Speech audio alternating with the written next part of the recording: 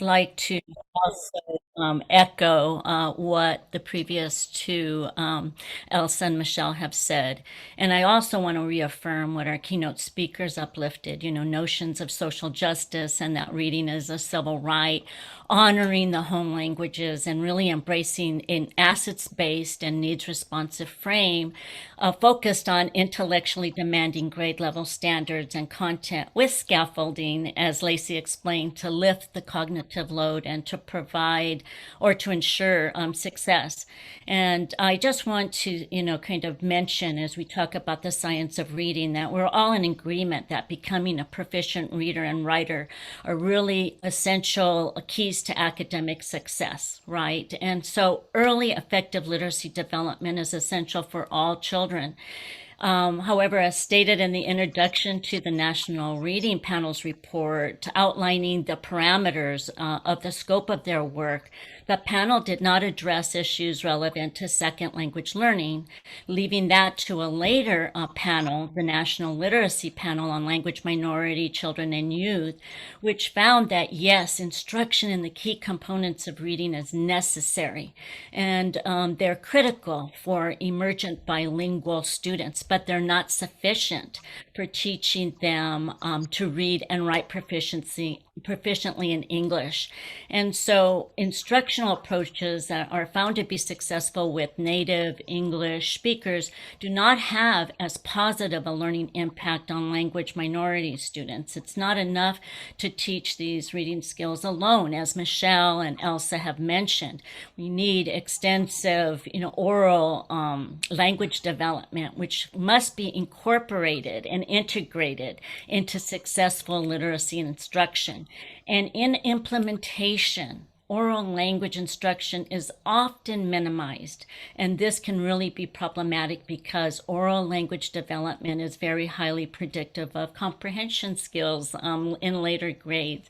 And I just really want to say that something that Elsa mentioned, and then I will allow Maya to have a chance here, but that emergent bilingual students enter into literacy instruction with this dual language brain.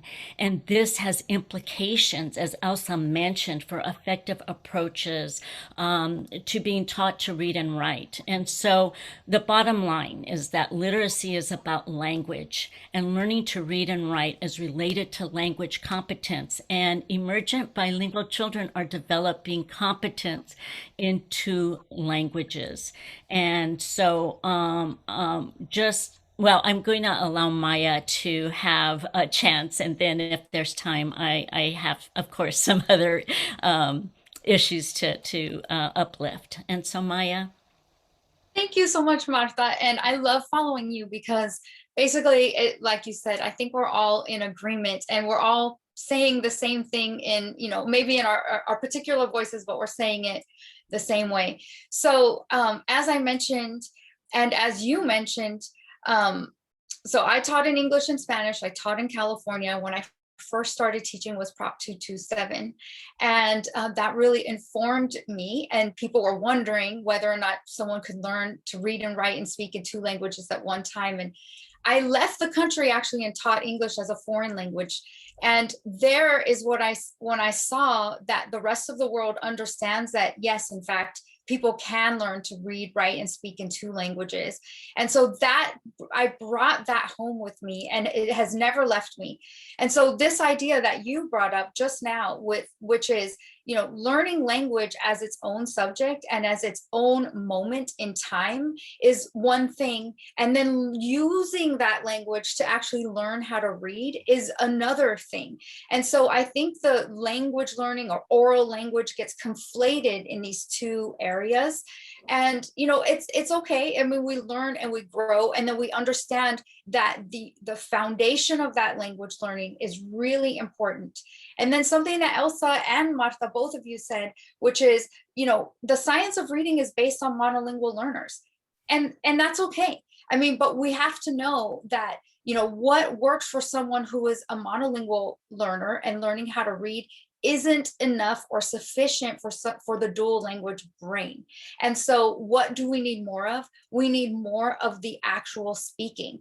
And applied linguistics actually tells us why we need more speaking. We have the hypothesis and the theories and the understanding in the interaction hypothesis, what's actually happening in my brain when I'm creating new utterances for myself.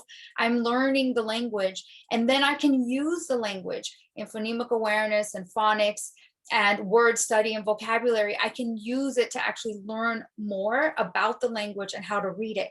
But there has to be this moment of actually learning the language, and it happens concurrently. It's not like 5 years of language learning and we can't teach how to read yet. You do it at the same time. But as Marta mentioned, that language learning portion doesn't get as much time and attention and love as it should. And then just to share a little bit of personal, because Elsa did. So in my family, that story of being punished and having Spanish punished out of you happened to my grandmother. And so my heritage language was punished out. I'm third generation. And so I had to go back to university and learn in university my heritage language. And so this idea of culturally responsive and sustaining pedagogy. So this idea that you keep what you have and you add onto it is something that we all echo here. And I'm just like, I feel like in a cocoon of joy, just hearing it over and over again. So I'd like to just capitalize a little bit on that. And I guess I didn't really talk about the work that we've been doing for, I guess it's now getting close to 25 years, and exactly looking at what you're describing as that. Well, we know teachers spend about 30% of their day in oral language, but what we're finding is we're not getting the outcomes. And so and I'm a speech and language pathologist, and so it's really all about language. However, what we need, and in our studies for reading and for children who struggle, all my work is in Spanish speaking English learners, no other category of students. But as we worked with, these students across many states, what we found was that when we get that intentional oral language, right? So, are we can we design well, and can we know the student enough to know, where are they in their language development in first language and in second language development, and how do we take them, to higher levels of language so we can get to higher levels of literacy. And this morning's speaker was really great in talking about how it all fits together.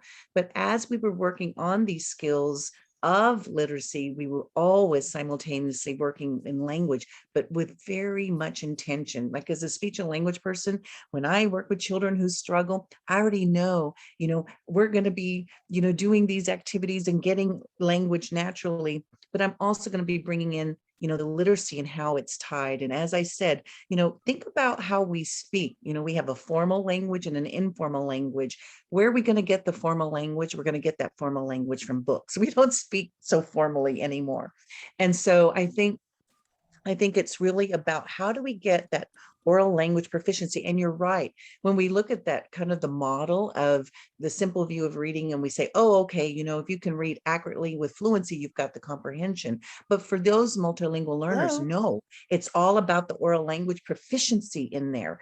And how are we going to do that intentionally? This is not the number that he's at. How can I help you? Whoops. They probably need to mute. I just I see Martha He's at there. work, but I'm his wife. How can I help you? Yes, please. Oops. If you are unmuted, please be sure to mute your Zoom line. Thank you. I just want to say, when we're talking about the science of reading, that now there's Okay, sounds good. Thanks. Whoops. there is there now a way for them to mute? I think that's okay, Martha. Yeah, I'm going to keep going. Anyway, and so there's consistent, coherent research that extends, beyond the 5 essential components of literacy instruction to identify the most appropriate and effective approaches to literacy instruction, specifically addressing the dual language reality of English learners, emergent, bilingual, multilingual students. Here in California, the California Department of Ed, recently had a book book on improving education for multilingual and English learner students that has a variety of strategies in terms of, those dual language realities. And of course, in addition to the National Literacy Panel on Language Minority, Children and Youth, research has continued on the bilingual brain and the development and benefits of bilingualism and the impacts of bilingual and dual language education.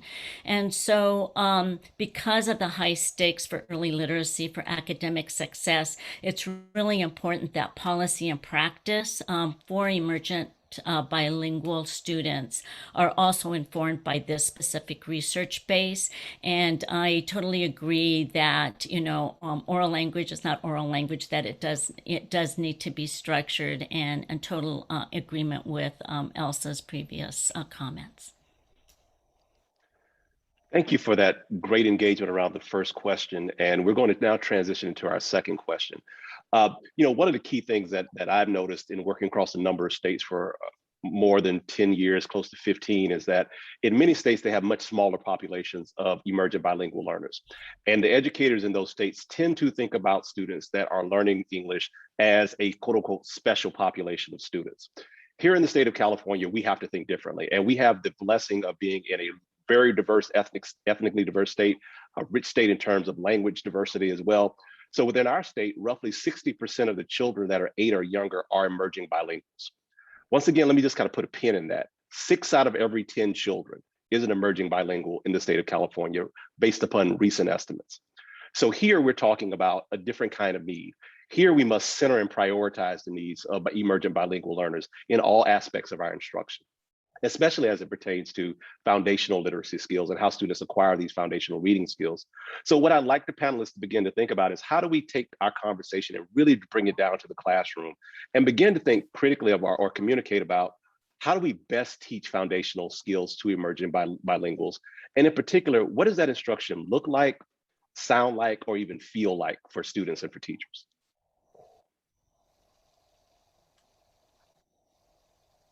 I'm just gonna maybe take it a little step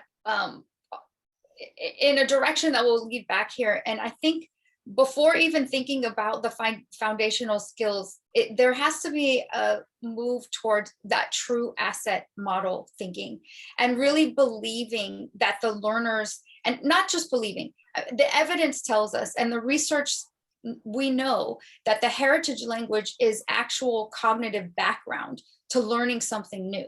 So in the past, the heritage language has been seen as a barrier to learning something, and learning English has been positioned, as you mentioned, in that special category, often special meaning intervention. And the idea is that learning English is not an intervention. Learning English is an opportunity to be bilingual. It's an opportunity towards bilingualism and even multilingualism. And when you position the learning of English as an additive bonus to knowledge that you already have, it automatically surfaces up the culturally responsive and sustaining pedagogy, and it automatically sets you on the path towards asset learning. So if we think about the rest of the world, and a student in China or a student in France or a student in Brazil, and they are going to school to learn English, it's always met with enthusiasm, with positivity, with motivation. You're doing something amazing. Whereas here, there's still that deficit orientation to think about someone who's coming to school to learn English as a problem, as it's problematic, and it's something that needs to be solved. And so I think that, us together reframing the conversation around this asset orientation and looking at learning English as something that is powerful and meaningful, it will start to inform our actual instructional practices in a different way. And Lacey was actually referring to that earlier. Why are you going to continue doing something in a way that you know is going to create a gap? I mean, one thing that we still do on campuses today is give that home language survey. And that home language survey is an indicator to the administration and the educators that there's a problem and it's something wrong and something that needs to be fixed. And I know it's connected to federal funding and there's all kinds of things, but it's that conversation about asset orientation and really understanding that the learners bring with them cognitive background knowledge that can be used for the new thing. And now I'm going to share the room with other people who can tell you very practical things on what to do for foundational reading. But I just wanted to set that stage for real asset orientation. One of the things that we do know from it's just, quite interesting. And I will say this, that when we look at that multilingual brain and we look in there and we see, my goodness, first of all, also, I will tell you, I also worked in head trauma for many years. I was director of head trauma in the Houston Medical Center. And it was those bilingual, multilingual brains that did better in their rehabilitation, getting them out of coma after head trauma. But here's the thing about this multilingual brain is that we've got to get this at the early years, because we see in the brain where those, just kind of, it's harder to learn multiple languages when you're older, because we've got kind of set in our ways. But here's the thing about what it should look like. And I see about the issue, I see here your question about misidentification. I want to start with first telling you that the numbers, for example, my area also is in dyslexia. The numbers clearly indicate it's under identification for children that are brown or Black. They don't get identified, right?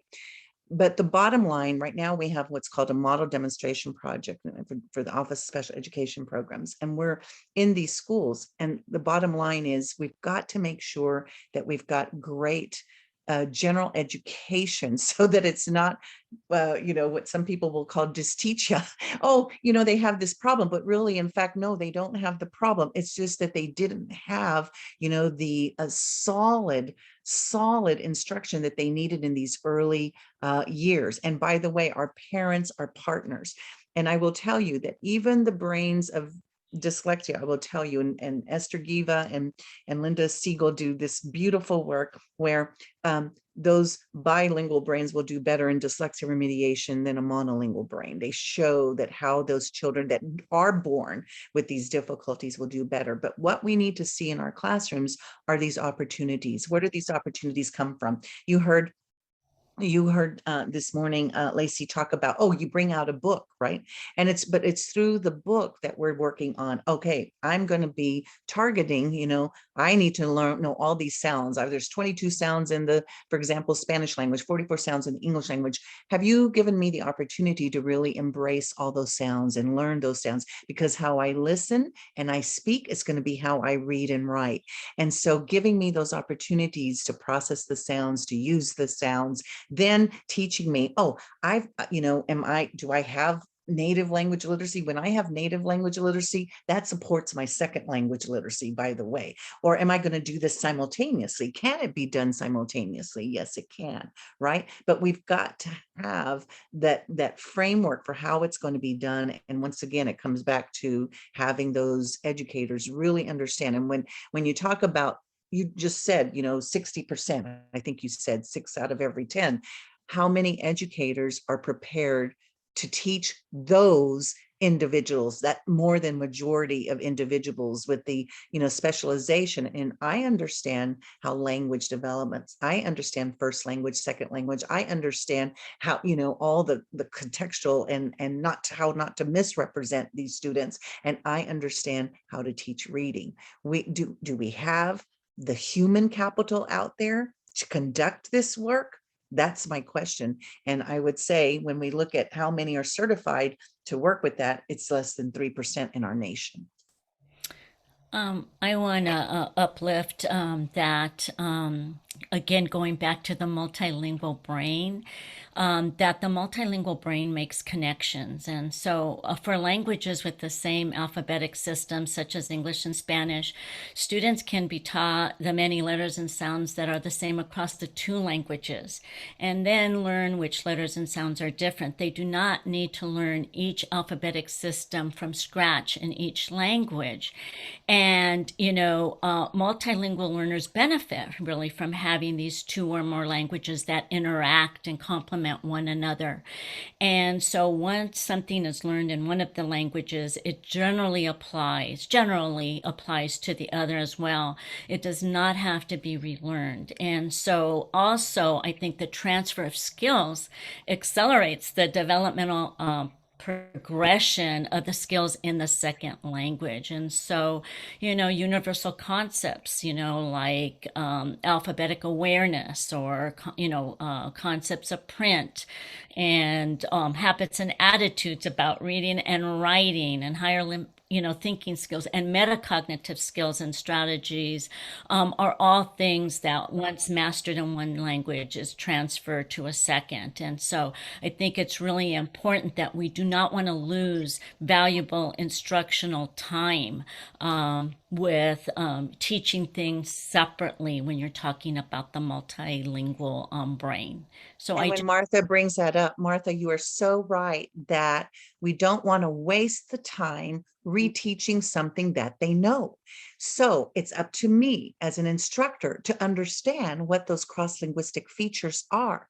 And when we look at foundational skills such as phonological awareness, for example, the correlation in phonological awareness between Spanish and English is 0.92. So if I have these capabilities, I'm already doing this skill. Hey, what about new sounds that I need to get used to in this new language, right?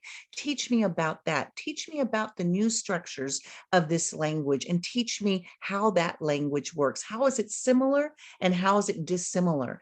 And so I don't have to speak the language to learn that. And I don't have to speak the language to embrace that. But I do have to do that in a very systematic and intentional manner, not incidental. And when you do your work like that, when you do it in an explicit and systematic manner, guess what happens to the children? They start to think metalinguistically, and they start to generalize that outside of that classroom. They start to think about that. And we talk about, for example, cognate awareness, knowing that these words are similar, or 60% of the English language comes from Latin. So these little morphemes that have meaning units. In the Spanish language, we use very high level words that are simple everyday words, but give me those connections.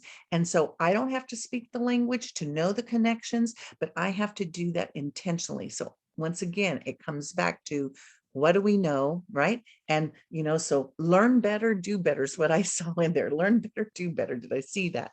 And I saw that quote and I thought that's just right. So I've got to challenge myself to learn, what is it that they know? And there's, you talked about all the resources that are out there and available. There's resources out there that will tell you which sounds exist all across the languages, even in languages that are non-alphabetic languages, that still we can make these connections. And from that National Literacy Panel report that Martha mentioned, it is telling you about, you've got to think about, that cross-linguistic, but we need for it to be intentional and purposeful. So I'll just give a pragmatic a response to this, just thinking of systems and school districts. So going back to what Maya was talking about asset orientation, right? How do we value that? And how do we see our students as coming to the table, coming to schools with such a great wealth and deep beauty worth of resources and capabilities. So for us at PVUSD, we've shifted from early transition bilingual programs to dual immersion programs. So we've really shifted that conversation where it no longer is the belief that what I'm trying to do is get you to know enough English to transition you out of a bilingual program, but rather I am going to linger and deepen your knowledge in your heritage or your primary language, so that then when we do transition you, whether it's the 90-10 and then goes the 80-20 and goes on up, that you have this foundation and this deep resource that you actually can connect to. And we see that the Spanish, in this case, I only have Spanish dual immersion courses. Later on, we'd love to do others. But I would say that that's something that when we look at systems, what have our systems created? So we've created systems that are saying, if you only have early exit bilingual programs, even late exit bilingual programs, but we had a lot of early exit, you are saying that to the community and you are saying that to teachers, what you value most. And then there was a question regarding, how can teachers know without assessing? And what I always tell my teachers is that all English learners, all emergent bilingual students are not the same. So we cannot group them together and say we are going to treat each emergent bilingual, each English learner the same. And because here in PV, we have a lot of Mixteco Bajo students, and that is a non-written language. So it is an oral language that has some similarities to Spanish, but it is also a non-written language. And so when we think of our students, when we think of our English learners, what do they specifically need and how do we personalize that learning? And really the only way that we believe that can happen is by truly knowing your students, knowing what they are capable of, knowing what they are coming to the table with. And so we do DRTs, which is data review team meetings, where we have teachers have such aha moments because they see those assessments and they see it as a number. But the number, it's actually not even the number, but it's what's behind the number. So we're having them do a lot of scribing as they're assessing students so that, yes, they are on the dibbles, they are they're in the yellow, right? Where they're not yet at core or accelerated, but it's not really even about them being at that in the yellow phase, but that what is their assessment behind that tell us about them? And then how do we group them and provide them, we call it distributed practices. How do we provide them that second dose, that additional support, so that we aren't lowering the expectation of our students, but actually scaffolding up for them? I just don't want to say at this point, after Maya and Michelle and Elsa, that everyone is channeling the EL roadmap, which in California, really embraces that assets-based lens. And then something that Michelle said that I do want to make a point of, and that's that for emergent bilingual students, we do need to steer away from a one-size-fits-all pedagogy of reading, design and based really upon research appropriate for English fluent students, and that sidesteps the needs of our English learners because, as Michelle said, literacy skills, of course, are so foundational, but all students should be taught to read and write in the most effective, appropriate way for them. Reading programs must be tailored to the children the program serves, and so, if they don't have a written language, then we need to, make adjustments. And so I also just wanted to uplift, of course, that also that what's needed besides, of course, language development integrated with content knowledge and scaffolding, etc., oral language in a foundational role is well-designed and responsive integrated and designated English language development based on the ELD standards, which include the modes of communication, of course, the discourse, talking to each other, talking to the teacher, knowledge of how English works, as well as the foundational skills, and they're all interrelated. And so I just wanted to uplift the importance of those standards for emergent bilingual students. I'm just want to thank you and just, share gratitude for all that you're saying. And and respond a little bit to what Marta said, a little bit to what Michelle said.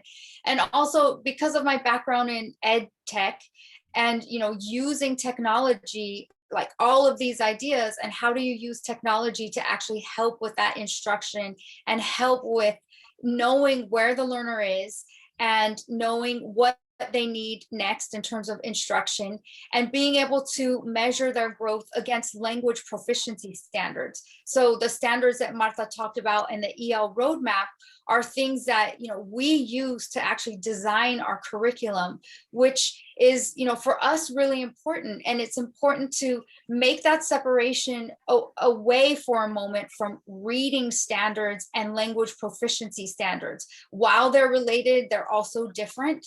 And so being able to use those standards and then create, within a technology piece, which is, not perfect. It's not the whole thing. The teacher is still really important, but it's a tool for the teacher to use. And that tool, which is based on the roadmap, which is based on language proficiency standards, which is based on individualized instruction, and also based on the use of constant progress monitoring. One of the things when we talk about equity and we talk about reading is we do have responses from ed tech companies and from publishers who have given curriculum and programs to use in terms of the foundations for reading and also assessments. So we think about teachers and their capacity for knowing where the learner is in reading. But when we use that same yardstick and we try to measure for the knowledge that a teacher has about language proficiency level and the growth that the learner is making, I'm super proud that that is something that I was able to bring to the ed tech world and also to, educators, is that now you have an opportunity to see where the learners are working in their language proficiency level. Because as we talked about, language and literacy are connected and they feed back and forth. But can you imagine, that is an equity issue. When you don't know where your learner is, you don't know what language proficiency level they're working at, you're using a one time a year, test. You would never think to use the SBAC as your instructional lead in terms of where the learner is for their progress monitoring during the year. But yet we do something similar in language proficiency. So really trying to answer that call and being, on a panel and knowing that we're all have the goal for the same thing. And we're all using our different avenues and our points of view to create community around that goal is really exciting. Yeah, I wanted to say a few things. I do want to address, the skills of, what you're mentioning. And I don't know that I've addressed it about, well, how do you do this work? How do you, in a multilingual environment, how do you address the foundational skills of literacy? What has to look different in your classroom? For example, I talked about the phonological awareness, but as I'm doing those and I'm thinking about those new sounds of these new language, I might already have that in my language, but how did I, the components of language, what are they? Phonology, the sounds, vocabulary, semantics, the words, morphemes, grammar, the syntax, the pragmatics. I can bring all that in. Here's my phonological awareness. I'm trying to get at these new sounds. I'm trying to process them and manipulate them, but I can also be addressing, how do I use that word? What is the meaning of that word? Provide me. We say it takes about 12 opportunities to use a word to master that word, right? But I've got to be able to do that in a naturalistic environment. And you have to set that up for me. Teach me, I'm teaching about this new, you have different syllables in your language. Like for my language, I don't have to worry about syllable types because the vowels never change, right? But you're teaching me that. But while you teach me that, just know that I have to understand the words. I have to use the words. I have to know their function. You have to provide me with those opportunities. Oh, we're going to be working on fluency, really? Okay. But what about bringing in texts that I can engage with and understand? And I think that, we do need more of that. But while I'm doing that, I've I'm not familiar with some of the cadence of this new language, some of the phrasings and the sayings and the idioms. And so, you've got to prepare me for that. And as I'm developing, fluency is not about reading fast. A lot of the English learners, they learn to read fast, but it's about really understanding that use. And then it's always about, like Martha said, getting to the ultimate goal is comprehension, and it is through language. You said that to Maya, about that language is that avenue to getting to the ultimate goal of comprehension. But if we looked at the National Literacy Panel, and the National Literacy Panel for language minority youth and children, we see that as we're thinking about, comprehension, we've got to be thinking about, okay, these are some of the 8, we have about 8 best evidence principles for comprehension. But as I do that work, I'm also going to be addressing, language as I'm incorporating those strategies. And the more that I do that in a very systematic manner, I bring in, the children respond very well to routines. I am teaching language. I am teaching literacy. I'm honoring who they are. And you are right. It starts with knowing the child. What has been their experience? What has been their opportunity? And I think, Michelle, you talked about that in your data meetings. You know your children. You know where they are in their language and literacy development, because it is through language and literacy that we can do other learning. But you've got to know the child. And I can work on these skills that I need, and I can bring in language, and I can bring in those components of language very systematically and explicitly. And then it becomes a routine, and the children start to do that on their own, and they become these, great metalinguistic, experts themselves. Thank you so much for engaging that question. And we have less than 10 minutes. We are going to go off script a little bit, but what I am going to do is I'm going to toss over our final question to a member of the audience who's actually asking a question that's very similar to one of the ones that we had prepared. So Lisa, if you don't mind coming off of mute and asking your question of the panel, we'll dedicate our last remaining 8 minutes to that particular response. Thank you. Thanks so much. I just want to say that, if every EL teacher and literacy expert were as passionate and knowledgeable as you guys were, we wouldn't have this conference, I think. So I just want to thank you all. I just come from a space where I came to this country as an English learner, but I was never classified as one. And I did have some language delays, maybe because I was overwhelmed, which were quickly resolved with an IEP, and went on to a very competitive college, et cetera, et cetera. And I really worry about long-term English learners, or even kids who are falsely identified as EL kids. Coming from my own experiences, actually being an English learner, not having been identified, being given brief amount of supports and doing fine, I'm trying to understand why we have these ELLs, these long-term English learners, languishing in the system, many of whom do not speak a lick of Spanish. And I wonder if all of these incredible, all of this science-based approach to literacy that's being implemented for English learners really should be implemented for all students, and stop having this bias: because you're brown, you're an EL kid, because you're Black, you're an SEL kid. Because I see that systemically happening, and it really troubles me. There's so much stigma, and I appreciate that acid-based approach. You have a plus because you started out speaking Spanish, or Black English, and that is culturally vibrant and important. And I appreciate that approach on it, but what I really see is segregation, because the home language survey in California, for the most part in most districts, is way too broad and is capturing kids who shouldn't be there. So I'll stop now.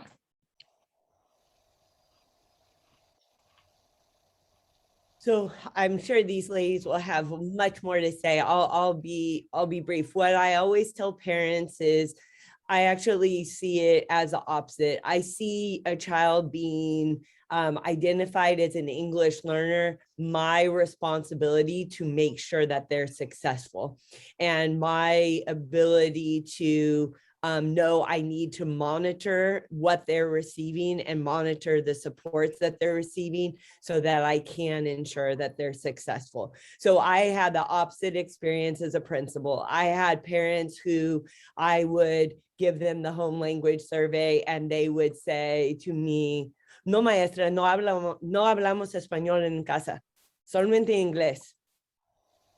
And I'm thinking, okay, because they were afraid that their child would be labeled as an English learner, when in reality, with knowing what they need, I can give them these extra services and supports to be able to be successful. And I can monitor them, reclassify them, be monitoring them, and make sure that they don't fall through the cracks, because my reclassified English learners are by far my most successful students, by far, even over my English only students. So I would say that. And then I would say we are implementing in PD, we are implementing the science of reading with every single child. It isn't just about English learners.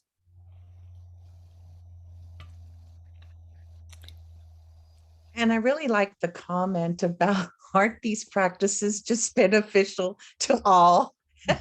Because really, when you think about it, they're evidence-based and they benefit all. We have extra things that we're always doing, but if we get more of these dual language programs, it very clearly benefits all. And I do like, there are some studies that very clearly show exactly what Michelle is describing, that they will outperform. And so if you look at the NAEP, which is we call the nation's report card, and you look at where are the, so where are students in 4th grade reading and 8th grade reading, we see we do have a crisis. We heard that discussion today, but if we could just use these evidence-based practices for all children with the specific knowledge about how I can best help also these children that speak multiple languages, then I think and because we're responsible for all children, we are. And I just want to say that, for too long, I guess the education of English learners, consisted of a pretty narrow curriculum, focusing on learning English first and sometimes exclusively, and sacrificing the home language, sacrificing access to social studies and science and the arts until students achieved basic literacy in English. And, the result was really a knowledge gap that really plays a role in later academic struggles, which is really a characteristic of a long-term English learner.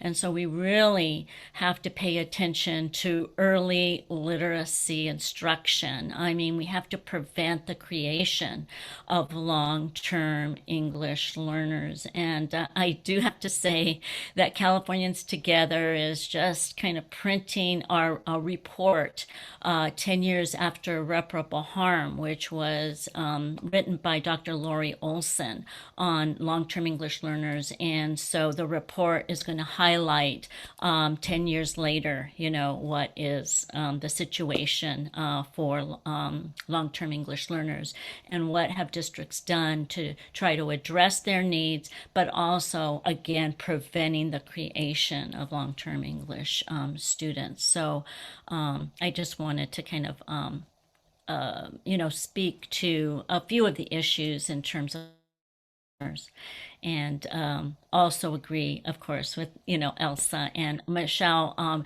You're pragmatic. You have the information from the ground, and I so respect your perspective. And so thank all of the panelists. Everyone was just wonderful. It was an honor to be here.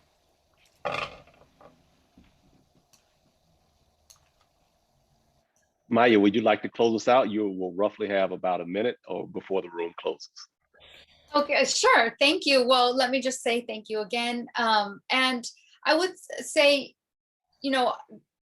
systematizing your asset orientation and, making sure that it's every decision that you make on your campuses, as Michelle is like clearly showing us how she does it, but it's a system that she's created where every decision that's made is based on that asset orientation. And when you do that, when you actually systematize it, then you can keep it up and you can close those gaps and you can start as you mean to go on, the way that Martha was talking about. I mean, we know exactly what happens and why it happens. So, I mean, and Lacey, you know, surfaced up this idea, it really has to come from within, and this thought and knowledge that every single student can achieve what it is that you expect them to achieve. So, you know, there was a very narrow view before that you had to separate or stop one language for the other. So anyway, with that, asset orientation, and thank you so much. I really appreciate the time today. Thank you. Thank you. Thank you. All right, thank you, everyone, and we'll see you on the other side.